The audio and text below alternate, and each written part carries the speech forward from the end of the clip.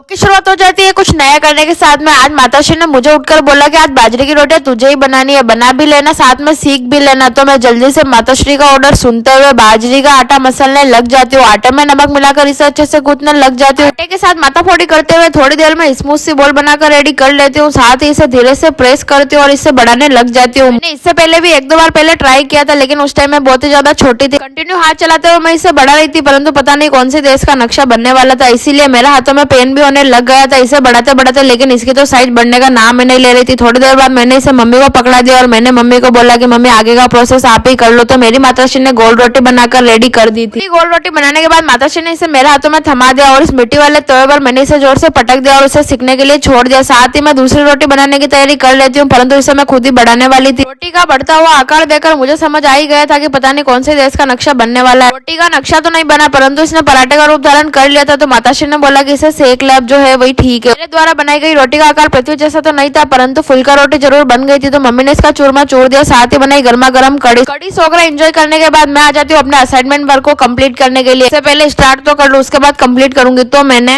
इसका polythene paper हटा दिया, साथ ही निकाल लिए पेजेस और उसके बाद में काम शुरू कर दिया था। कलरफुल डिजाइन और ड्राइंग के चौसले तो हमें नहीं आते, परंतु हमारे गुरुजनों के कहे अनुसार निर्देशों का पालन करते हुए हमने काम को अंजाम दिया और हमारे प्रोजेक्ट वर्क को कंप्लीट कर लिया था। सबसे पहले मैंने बनाया था पॉलिटिकल का प्रोजेक्ट। काम का लोड दिमाग पर इतना ज्यादा हो गया कि प्रोनाउंसिएशन भी गलत हो गया। हमें असाइनमेंट वर्क दिया था, ना कि प्रोजेक्ट वर्क। उसके बाद मैंने हिस्ट्री का भी कंप्लीट कर ही लिया था। जब मैं प्रोजेक्ट बना रही थी, मेरा मतलब कि असाइनमेंट, तब मेरे भाई साहब मेरे साथ मस्ती कर रहे थे। मस्ती करते टाइम पेन लेकर कौन भागता, परंतु मेरी एक ही आवाज में डरते हुए मुझे मेरा पेन लौटा दिया। साथ ही बाहर जाने की तैयारी भी कर ली थी। मेरे दोनों प्रोजेक्ट वर्क बहुत ही अच्छे से कंप्लीट हो गए थे, तो मैं इन्हें साइड में रख देती हूँ और उसके बाद मैं लग जाती हूँ काम पर, क्योंकि मम्मी की हेल्प करना भी बहुत ज्यादा जरूरी है। तो मम्मी ने मुझे ये कूड़ा कचरा बाहर फेंकने के लिए दिया था, मेरा मतलब कि गैया माता को खिलाने के लिए। माता को भोजन करवाने से पहले मैं उनका भोजन सर्व करने के लिए बाहर चली जाती हूँ। थोड़ी सी नौटंकी करते हुए वापस घर में आ जाती हूँ। तो मेरे भाई साहब अभी तक बाहर गए नहीं थे और मुझे बोले कि साथ में आज भोजन करेंगे। तो भोजन करने के बाद मैं मेरे भाई साहब को काम पकड़ा देती हूँ। जना वैसे तो कोई काम करते नहीं है, परंतु मुझ पर तरस खाते हुए देख मेरा कहना मान ही लेते हैं। साथ ही सारे बर्तन भी किचन में रख देते हैं। दुनिया में सेल्फिश लोगों की कमी नहीं है। मेरे भाई साहब किचन में गए थे, लेकिन मेरा कहना मानने के लिए नहीं, इनका खुद का काम करने के लिए। मेरे भाई साहब इनके डाइट को कंप्लीट करने के लिए लाए थे आंवला। मुझे छेड़ने का एक मौका भी नहीं छोड़ता। मैंने भी इनको आईना दिखाई दिया। उसके बाद मेरे भाई साहब रेडी हो जाते हैं बाहर जाने के लिए और नौटंकियां तो इनकी अभी भी जारी थी। इतना टाइम तो तैयार होने के लिए लड़कियां भी नहीं लगाती जितना मेरे भाई साहब को लगता है। इनकी नौटंकियों को सहते हुए मैं इन्हें झेलती हूँ। साथ ही मेरे भाई साहब मुझे बाहर ले जाने के लिए पूछते हैं, परंतु मैं मना कर देती हूँ। क्या रिएक्शन है भाई, मिलते हैं नेक्स्ट व्लॉग में, तब तक के लिए बाय।